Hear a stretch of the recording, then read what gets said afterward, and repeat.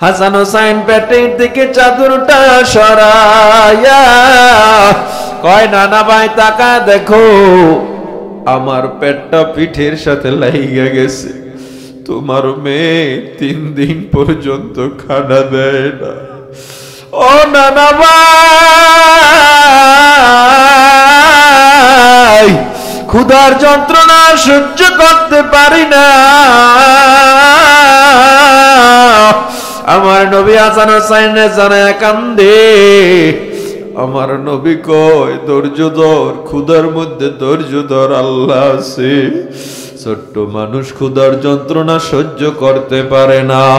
ডাক দিয়া কয় নানা ভাই তুমিও তো আমাদের খবর নিলা না। আমার নবী কয় হাসান তোরাও তো আমার খবর নেও না। আমার নবী পেটের থেকে চাদরটা সরাইয়া কয় দেখ দেখ টাকা দেখ, তোরা 3 দিন পর্যন্ত খাও না, তোর নানা 7 দিন পর্যন্ত খায় না।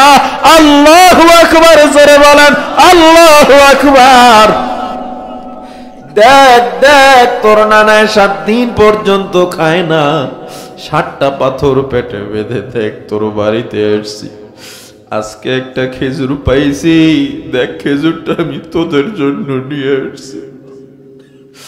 আমার নবী খেজুরটা ভাগ করে হাসান হোসেনকে দে। নবীজির পেটের পাথর দেখিয়া হাসান হোসেন কান্দে আর কয় নানা ভাই,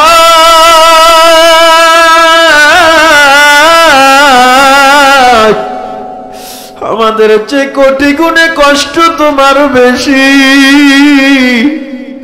এই খেজুরটা তুমি খাও। আমার নবী কয় হাসান হোসেন টেনশন করিস না, আমি আজকে রোজা রাখছি। নবীজি একদিন দিনের দাওয়াত দিতে দিতে হঠাৎ দেখে ফাতেমার ঘর দেখা যায়। আমার নবী চিন্তা করলেন আজকে ফাতেমার সাথে অনেক দিন দেখা হয় না, হাসান হোসেনকে দেখি না, আজকে একটু দেখব। আমার নবী ঘরের কিনারায় গিয়া ডাক দেয়া কয় মা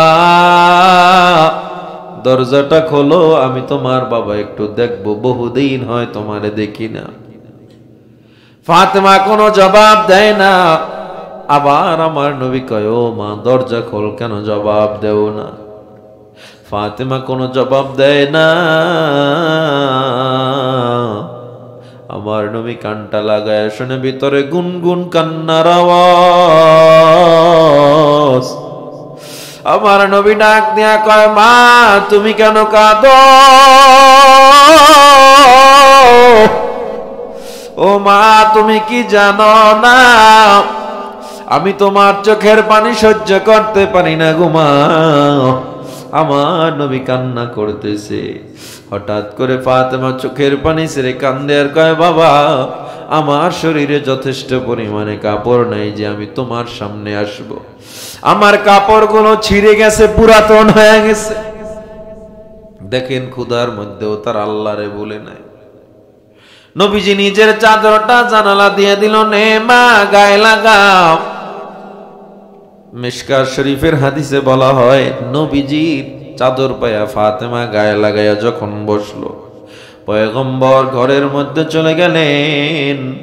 আমার নবী বসছে, ফাতেমা নবীর বাম পার্শ্বে বসে, ডান গালটা নবীর বাম বাহুর সাথে লাগায়া দিছে। লাগায়া কান্দে আর কয় বাবা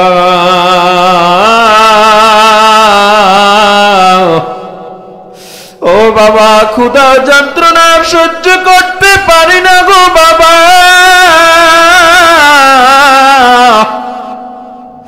ও বাবা 3 দিন হয়ে গেল ঘরের চুলায় আগুন জ্বলে না। আমার নবী কথাটা শুই না হাউমাউ করে কান্না শুরু করে দেয়। আমার নবী ডেকে বলে মা কি বলো, আমার হাসান হুসাইন কি না খাওয়া? ফাতেমা কান্দের কয় হ্যাঁ বাবা হাসান হুসাইন খানা চাইছে আর বলছে মা খানা দাও খানা দাও, আমি খানা দিতে পারি না।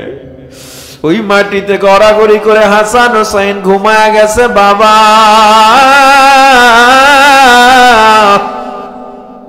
আমার নবীর কান্নার আওয়াজ আল্লাহর আরশটা থরথর করে কেঁপে উঠল। জিবরিল আমিন আল্লাহ দরবারে ডাক দিয়ে কয়, আল্লাহ ও দয়ার মালিক, তোমার নবীর কান্না সহ্য করা যায় না। যদি নবীর কান্না না থামাও, পাহাড় চাপা দিয়ে আরববাসীরে মেরে ফেলবো। আমার নবীর কান্নার আওয়াজে হাসানের ঘুম ভেঙে গেল, হোসাইনের ঘুম ভেঙে গেল।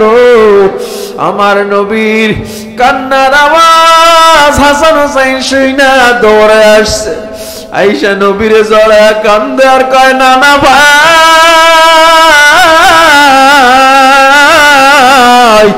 কতদিন হয়ে গেল খবর নেও না।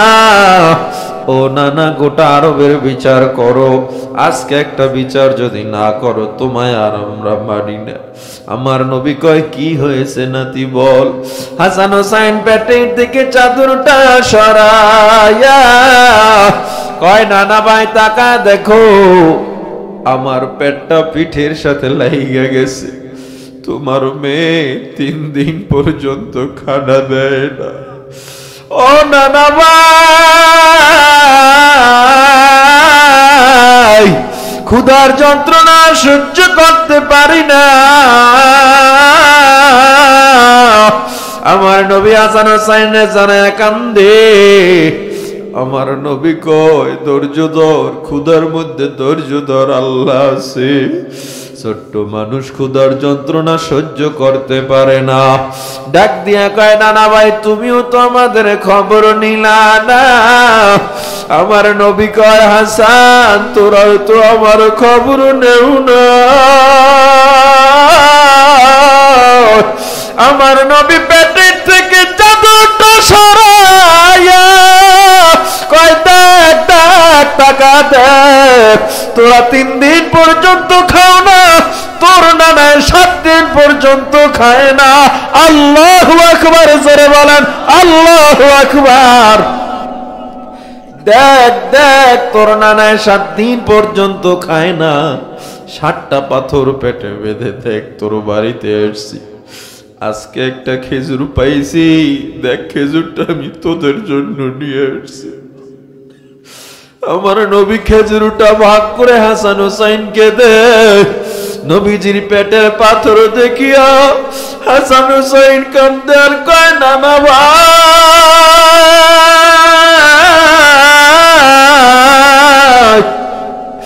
আমাদের চেয়ে কোটি গুণে কষ্ট তোমার বেশি। এই খেজুরটা তুমি খাও। আমার নবী কয়, হাসান হোসাইন টেনশন করিস না, আমি আজকে রোজা রাখছি। ও মুসলমান ইমানদার আল্লাহর গোলাম, যেই নবী এত কষ্ট করে আর পরে উম্মতের শিক্ষা দিল, তবুও কেন ক্ষুধায় পইরা তোমরা সুদের দিকে দৌড়াও? ধৈর্য কেন ধরো না? টেনশনে পড়ো যাও। আরে আমার ঘরে চাল নেই, 1 মাস 2 মাস হয় গরুর গোশত করে কিনতে পারি না, টেনশন করিও না। আল্লাহ যেভাবে রাখছে এর চেয়ে শান্তি আর হতে পারে না। ও আমার যুবক ভাই, আল্লাহ যখন পরীক্ষা করে ধৈর্য ধরা আমাদের কাজ। আমার নবী যখন হাসান হোসাইন রে খেজুর খাওয়া দেয়, আমার নবী খাওয়ানো অবস্থায় দেখে ফাতেমার চেহারাটা শুকনা হয়ে রইছে। আমার নবী কয়, মা গো তোর দেওয়ার মতো আমার কিছু নাই, এখান থেকে তুই একটু খা। ফাতেমা কয়, বাবা হাসান হোসেন খাইলে আমার হয়ে যাবে, আমার লাগবে না। জিবরিল আমিন আয়েশা কয়, পয়গম্বর আপনার ফাতেমা যদি একবার রাজি হয়ে যায়, লামলা উদ-দুনিয়া বিয-যাহাবি ওয়াল ফিদ্দাতি, আল্লাহর হুকুমে আমি জিবরিল জমিন থেকে আসমান পর্যন্ত স্বর্ণ রূপা দিয়া বোঝাই করে দিব।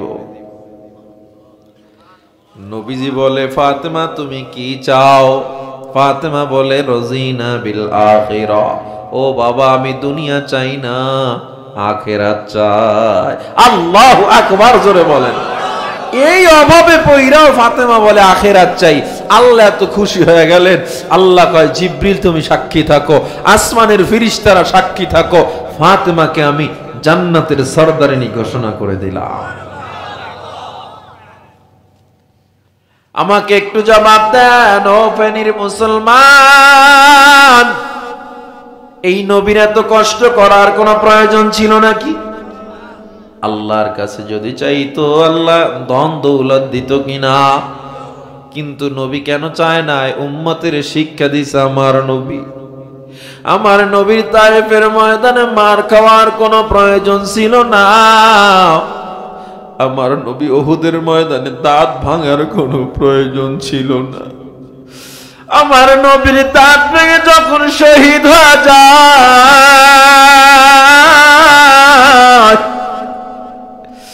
ওই উহুদের ময়দানে নবীর মাথার হেলমেট ভেঙে লোহার করা কপালে ঢুকে যায়।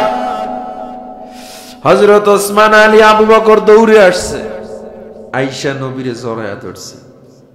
নবীরে জড়ায়া ওসমান কাঁদে, আলী কাঁদে, আবু বকর কাঁদে। আমার নবী প্রায় বেহুশ। নবীজির লোহার মাথার করাটা হযরত ওমর দাঁত দিয়া টান দিছে, ওমরের দুইটা দাঁত ভেঙে পড়ে গেছে। নবীজি আমার তাকায়া দেখে ওমর রক্তাক্ত। আমার নবী কয়, ওমর তোমার কি কষ্ট হয় না? হযরত ওমর কয়, নবী আমার কষ্ট, আপনি আমারে লজ্জা দিয়েন না নবী। আমি ওমর থাকতে আপনি এত রক্তাক্ত নবী, আমি ওমর বেঁচে থাকতে, ও নবী আপনি আমারে ক্ষমা করেন, আমার মতো 100 ওমর এখন আপনার জন্য জীবন দিতে প্রস্তুত। নবী আজকে ওমর থাকতে আপনার মাথায় লোহার কড়া ঢুকছে আর আমার দাঁত নাই, নবী এই প্রশ্ন করে লজ্জা দিবেন না। আবার নবী হযরত ওমর, ওসমান আলী, আবু বকরকে কয়, ময়দানে যাও, সাহাবা একরামরা মার খায়, এদেরকে জলদি হেফাজত করো। কেউ যেতে চায় না, নবী আপনার একা রেখে কেমনে যায়? আমার নবী ডাক দিয়া কয়, ওমর যাও যাও। কিন্তু ওমর কয়, না নবী আপনার একা ফালাই আমরা যাইতে পারবো না। আমার নবী কয়, ওমর আল্লাহর কসম করে বলে যাও, তোমাদের থাকা লাগবে না। হযরত ওমর বাধ্য হয়ে, আলী আবু বকর বাধ্য হয়ে রওনা দেয়। আমার নবীর একা পেয়ে বেঈমানরা আবার তীর মারা শুরু করে দেয়। আমার নবীর দিকে যখন তীর আসতে থাকে, তলহা রাদিয়াল্লাহু তাআলা লাফ দিয়ে গিয়া নবীর সামনে দাঁড়ায়া যায়। যেদিক থেকে তীর আসে সেদিকেই তলহা তার বুকটারে ঘুরায়া দেয়। কেমন জীবন, কেমন আল্লাহর জন্য দিয়ে দিছে। যেদিক থেকে তীর আসে সেদিকে তলহা তার বুকটারে ঘুরায়া দেয়। একটা দুইটা না, সেদিন তলহার গায়ে 70টা তীর বর্ষার আঘাত লেগেছিল। যেই তলহা একটা তীরের আঘাতে দাঁড়াতে পারে না, 70টা তীর বর্ষার আঘাত। এই অবস্থায় নবীজিরে তলহার টান দিয়া কাঁধে উঠায়া ফেলছে। নবীজি তার মুখটা তলহার কানের কাছে নিয়ে কয়, তলহা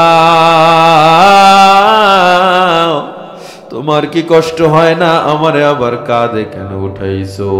তলহা কয়, পয়গম্বর আপনার কষ্ট হবে, বেঈমানরা আপনার আক্রমণ করবে, এটা আমি তলহা সহ্য করব না। এই জন্য আপনাকে নিয়ে আমি উহুদের পাহাড়ের চূড়ায় চলে যাব। তলহা নবীরে নিয়ে উহুদের চূড়ায় হাঁটতেছে, গায়ে 70টা তীর বর্ষার আঘাত।